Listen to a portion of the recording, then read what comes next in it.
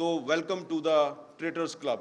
ہم آپ کو خوش آمدید کہتے ہیں غداروں کے کلب میں, کہ اگر کوئی مجھے غدار کہتا ہے تو 100 دفعہ کہے, کہ میرے لیے فخر کی بات. تو آج یہ آپ یہاں پہ جو سیمینار کر کے کوئی چلا جائے گا, کوئی پتہ نہیں شاید جا سکے یا نہ جا سکے, کہیں کہاں پھنس جائے.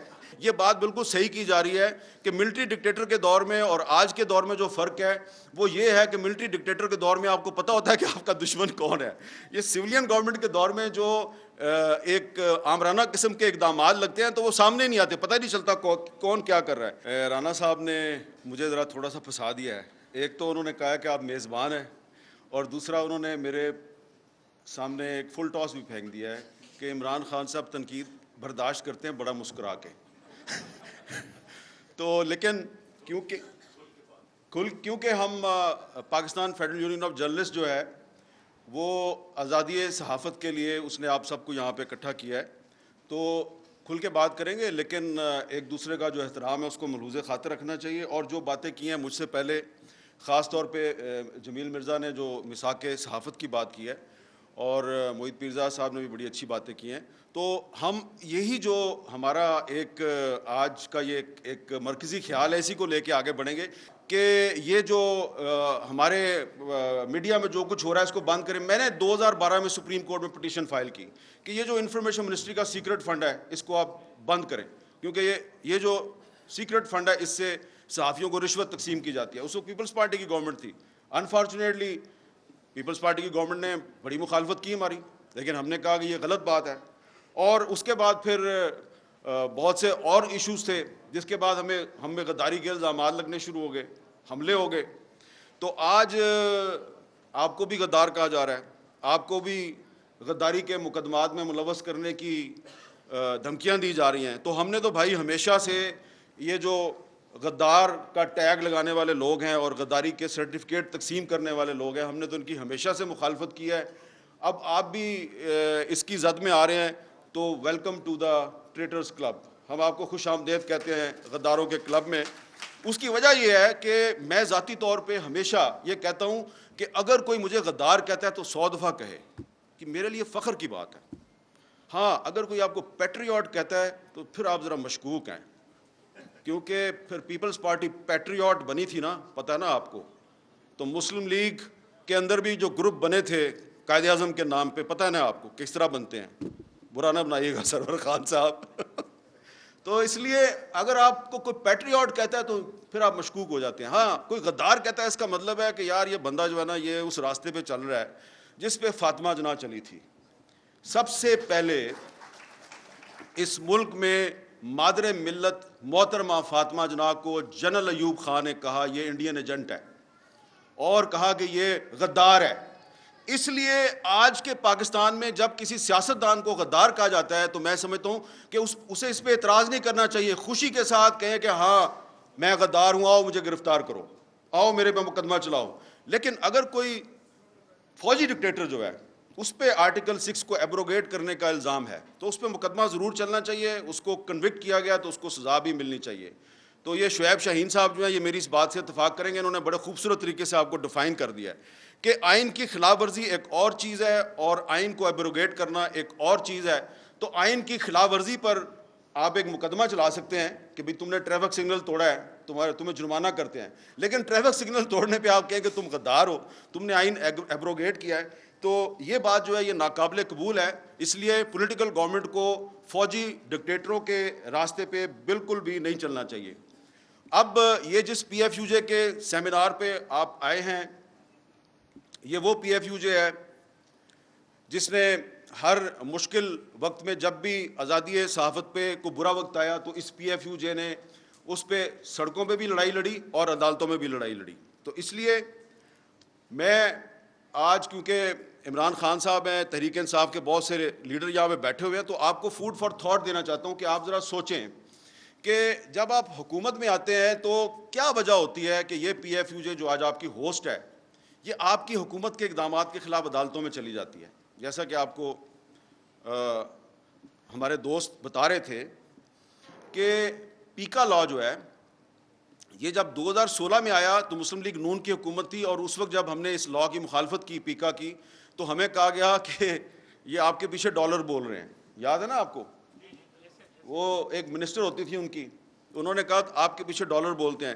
ہم نے ان کو کہا کہ یہ تم آج 2016 ہے، تم یہ پیکا لا بنا رہی ہو، یہ اسی لا میں تم اندر ہو جاؤ گی. اب وہ کہیں نظر ہی نہیں آتی، پتہ نہیں کدھر چلی گیا وہ. اچھا، اسی طرح پھر 2017 میں جب مسلم لیگ نون کی جو حکومت ہے، اس نے ایک ایگزیکٹو آرڈر کے ذریعے تمام ٹی وی چینلز پر پابندی لگائی. تو ہم نے یہاں اسلام آباد میں ایک سکوت میڈیا کیمپ لگایا. ایک سکوت ڈھاکا ہوا تھا، ہم نے کہا یہ سکوت میڈیا ہو گیا، کیونکہ سارا میڈیا ہی بند کر دیا ہے. وہ فیض آباد میں دھرنا چل رہا تھا، اس کو روکنے کے لیے سارا میڈیا ہی بند کر دیا انہوں نے. تو یہ میں آپ کو اس لیے بتا رہا ہوں کہ کوئی بھی پولیٹیکل پارٹی ہو، پیپلز پارٹی ہو، مسلم لیگ نون ہو یا تحریک انصاف ہو، یہ پی ایف یو جو ہے، یہ ہر حکومت کے دور میں جب بھی کوئی پابندی لگتی ہے تو یا تو ہمیں سڑکوں پہ آنا پڑتا ہے یا ہمیں عدالتوں میں جانا پڑتا ہے. تو یہ جو پی ایف یو جو ہے، اس پی ایف یو جے نے جب آپ نے پیکا آرڈیننس جو ہے وہ جب آپ نے لاگو کیا، اور میری انفارمیشن کے مطابق ڈاکٹر شیریں مزاری نے اس پہ آبجیکشن کی تھی، لیکن اس کے باوجود وہ ایک کابینہ کا بائی سرکولیشن اجلاس جو ہے اس نے اس کی منظوری دی اور آپ نے اس کو لاگو کر دیا. تو ود ان 24 آورس انہوں نے مجھے لاہور سے کہا جی اس کو چیلنج کرنا ہے. یہ جمیل مرزا صاحب آگے میرے پاس اگلے دن، ہم نے بہت جلدی میں ایک پٹیشن تیار کی، اس میں آرگومنٹس بھی صحیح طرح نہیں لکھے، بس کر کے صبح جا کر 9 بجے عدالت میں ہم نے اس کو داخل کروایا. اور اس دن جسٹس اطہر من اللہ صاحب کا اللہ بھلا کرے کہ انہوں نے اس کا جو سب سے خطرناک اس کی جو کلاس تھی اس کو انہوں نے سسپینڈ کر دیا. اگر وہ سیکشن 22 اگر وہ اس دن سسپینڈ نہ کرتے تو آج یہ آپ یہاں پہ جو سیمینار کر کے کوئی چلا جائے گا، کوئی پتہ نہیں شاید جا سکے یا نہ جا سکے، کہیں کہاں پھنس جائے. لیکن یہ ہے کہ یہ شعیب شاہین صاحب تو پچھلے سیمینار میں بھی تقریر کر کے ابھی تک آپ صحیح سلامت پھر رہے ہیں. اگر وہ اطہر من اللہ صاحب اس سیکشن کو سسپینڈ نہ کرتے تو یہ بات کرنا آج یہاں پہ بڑا مشکل ہو جاتا. اس لیے یہ بات بالکل صحیح کی جا رہی ہے کہ ملٹری ڈکٹیٹر کے دور میں اور آج کے دور میں جو فرق ہے وہ یہ ہے کہ ملٹری ڈکٹیٹر کے دور میں آپ کو پتہ ہوتا ہے کہ آپ کا دشمن کون ہے. یہ سویلین گورنمنٹ کے دور میں جو ایک آمرانہ قسم کے اقدامات لگتے ہیں تو وہ سامنے نہیں آتے، پتہ ہی نہیں چلتا کون کیا کر رہا ہے. اسی طرح جو ایک تو پیکا آرڈیننس جو ہے، پیکا لا، یہ آزادی صحافت کے راستے کی بہت بڑی رکاوٹ ہے. ایک اور قانون ہے جو انگریز نے ہم پہ مسلط کیا تھا، 124A بغاوت کا مقدمہ. اور یہ 124A جو ہے یہ اس کی یہ ٹریجڈی ہے بہت بڑی پورے سب کانٹیننٹ کی، کہ ایک کشمیری جرنلسٹ ہے فہد شاہ، سری نگر میں اس کو جیل میں ڈالا ہوا ہے 124A کے تحت. اس پہ 124A لگائی ہے انڈین گورنمنٹ نے. اور یہاں پاکستان کی گورنمنٹ جو ہے اس نے علی وزیر جو elected member of the national assembly ہے اس کو 124A لگا کے اس کو جیل میں رکھا ہوا ہے. اور اس کی سپریم کورٹ نے ضمانت کی ہے، اس کی سندھ ہائی کورٹ نے ضمانت کیا ہے، لیکن علی وزیر کو باہر نہیں آنے دیتے. اور جب 124A کو ختم کرنے کے لیے کوئی سینٹ میں کوئی بل موو ہوتا ہے تو خواہ کوئی بھی گورنمنٹ ہو وہ اس کو پاس نہیں ہونے دیتی، اس کی مخالفت کرتی ہے. پی ٹی آئی کے دور میں جب رضا ربانی نے 124A کو ختم کرنے کے لیے بل پیش کیا تو اس کو ریجیکٹ کر دیا گیا. تو اس لیے اگر آپ چاہتے ہیں کہ پاکستان میں جو بولنے کی آزادی ہے اس کو تحفظ ملے تو یہ آپ کو پیکا لا ختم کرنا ہوگا، آپ کو 124A ختم کرنا ہوگا، آپ کو آفیشیل سیکرٹ ایکٹ ختم کرنا ہوگا، اور آرٹیکل 19 جو ہے، آرٹیکل 19 میں آپ کو امینڈمنٹ کرنی پڑے گی. آرٹیکل 19 میں امینڈمنٹ اس لیے کرنی پڑے گی کہ آرٹیکل 19 میں کچھ ایسی شرائط ہیں کہ آپ کی جو بولنے کی آزادی ہے اس پر پابندی ہے. مثلا اگر کوئی آدمی جو ہے یہاں پہ آگے اس سٹیج پہ آ کے تھوڑی دیر بعد کوئی بھی میرے بعد آنے والا مقرر یہ کہتا ہے کہ پاکستان امریکہ کا غلام ہے اور پاکستان کو امریکہ کی غلامی نہیں کرنی چاہیے، آپ کو پتہ ہے یہ آرٹیکل 19 کی خلاف ورزی ہے. بہت سے لوگوں کو نہیں پتہ اس بات کا. یہ آرٹیکل 19 کی خلاف ورزی ہے کیونکہ آرٹیکل 19 میں انہوں نے ایک چھوٹے سے کچھ الفاظ شامل کیے ہوئے ہیں کہ آپ کسی دوست ملک کے خلاف بات نہیں کر سکتے. تو اب دوست ملک کون ہے بھائی؟ اس کی کیا ڈیفینیشن ہے؟ تو آپ نے اگر مجھے گرفتار کرنا ہے، ابھی میں کہہ دوں کہ امریکہ کی غلامی نامنظور، تو یہ آپ آرٹیکل 19 کے تحت مجھے گرفتار کر سکتے ہیں. تو جو میثاق صحافت ہے اس میں سب سے اہم چیز یہ ہونی چاہیے کہ یہ جو آرٹیکل 19 میں آپ نے کولونیل مائنڈ سیٹ کو انجیکٹ کیا ہوا ہے، اس کولونیل مائنڈ سیٹ کو آرٹیکل 19 میں سے نکالیں. یہ آپ کی میثاق صحافت کے لیے بہت ضروری ہے. اس پہ جو تمام پولیٹیکل پارٹیز ہیں ان کو رول پلے کرنا چاہیے. اپنے پولیٹیکل ایشوز پہ لڑائیاں ضرور کریں، لیکن یہ جو ایشوز ہیں اس پہ آپ کو ایک موقف رکھنا چاہیے. اور دوسری بات کہ جب پیپلز پارٹی کی گورنمنٹ تھی تو سلیم شہزاد کو اغوا کر کے قتل کر دیا گیا. ثاقب نثار صاحب کی سربراہی میں ایک کمیشن بنا. اس کمیشن کے سامنے میں نے بھی جا کے وٹنس کے طور پہ کچھ حقائق پیش کیے، اور بھی لوگ آئے. وہ بعد میں ثاقب نثار صاحب کہتے ہیں یار آپ لوگ جو ہے وہ مجھے مروانا چاہتے ہیں. میں نے کہا جی مروانا نہیں چاہتے، ہم چاہتے ہیں ہمیں انصاف دے دیں. ہمارا ساتھی جو ہے اس کو قتل کر دیا ہے اغوا کر کے. کوئی آپ کو پتہ ہے یہ تو بڑا مشکل ہے. پھر اس کے بعد جناب مسلم لیگ نون کی حکومت آ گئی، ان کے دور میں بھی یہی کام چلتا رہا. پھر پاکستان تحریک انصاف کی حکومت ہے، اس کے دور میں بھی یہی کام چلتا رہا. اب ادھر جب اسلام آباد میں اسد طور پہ گھر میں گھس کے اس پہ تشدد ہوتا تھا، یا مطیع اللہ جان کو اغوا کیا جاتا تھا، یا ابصار عالم کو گولی ماری جاتی تھی، ہم جب اس پہ احتجاج کرتے تھے تو ہمارے جو کچھ دوست ہیں حکومت کے وہ کہتے تھے یار وہ سندھ میں بھی تو عزیز میمن قتل ہو گیا، وہ وہاں پہ بھی تو اجے لالوانی قتل ہو گیا. ہم کہتے تھے ہم اس کی بھی مذمت کرتے ہیں، جو اسلام آباد میں ہو رہا ہے اس کی بھی مذمت کرتے ہیں. تو آپ کو سٹینڈ تو لیں. سٹینڈ کسی نے نہیں لیا. لیکن I must pay tribute and my salute to doctor Shireen Mazari. Ultimately تو وہ ڈاکٹر شیریں مزاری نے بھی یہ کریڈٹ خان صاحب کو دے دینا ہے، لیکن انہوں نے کچھ ایشوز پہ سٹینڈ لیا. خاص طور پہ جو جرنلسٹ پروٹیکشن بل تھا، وہ تمام یہ جو پی ٹی آئی کے دور حکومت کی خامیاں ہیں، اس دور میں میرے بھی بہت سے انٹرویو بند ہوئے، میں نے بھی بڑے مظاہرے کیے، بڑی تنقید کی. لیکن جس طریقے سے 2.5 سال لگا کے انہوں نے جرنلسٹ پروٹیکشن بل جو ہے اس کو منظور کروایا. اور کبھی کبھی میں سنتا ہوں کہ آج کل پی ٹی آئی والے کہتے ہیں بڑے راز ہیں ہم سامنے لے آئیں گے. بھائی ہمارے پاس بھی بڑے راز ہیں، ہم بھی سامنے لے آئیں گے اور بتائیں گے کہ ڈاکٹر شیریں مزاری جو ہے اس کو جرنلسٹ پروٹیکشن بل کی وجہ سے کہاں کہاں پہ کون کون اس کو طلب کرواتا تھا، اس کو پیشیاں بھگتنی پڑتی تھی، کون اس کو کیا دھمکیاں دیتا تھا. یہ بتا دوں گا نا میں جس دن، میں سیریس بات کر رہا ہوں، اس دن آپ لوگوں کو لینے کے دینے پڑ جائیں گے. بٹ آئی ایم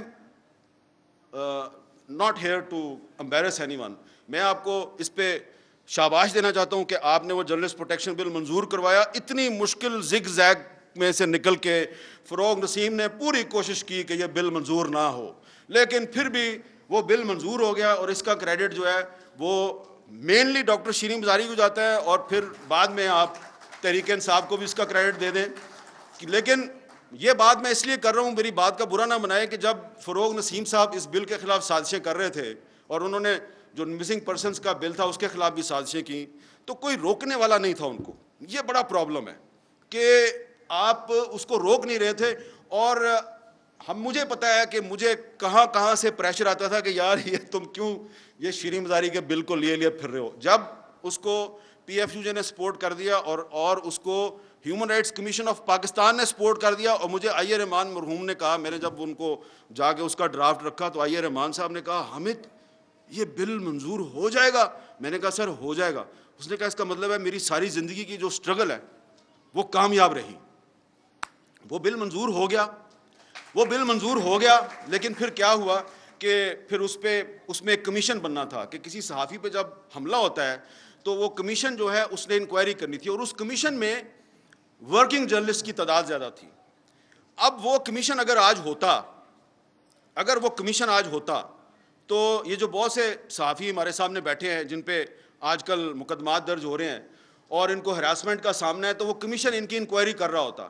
نہ وہ کمیشن بن سکا، نہ ہی اس کمیشن کا سربراہ جو ہے اس کی تقرری ہو سکی. لہٰذا یہ جو میثاق صحافت ہے اس میں ایک چیز یہ بھی شامل ہونی چاہیے کہ جو پچھلے دور میں جو جرنلسٹ پروٹیکشن بل بنایا گیا تھا، اس جرنلسٹ پروٹیکشن بل میں جو کمیشن ہے اس کو کمیشن کی تشکیل مکمل کی جائے، اس کا چیئرمین لایا جائے.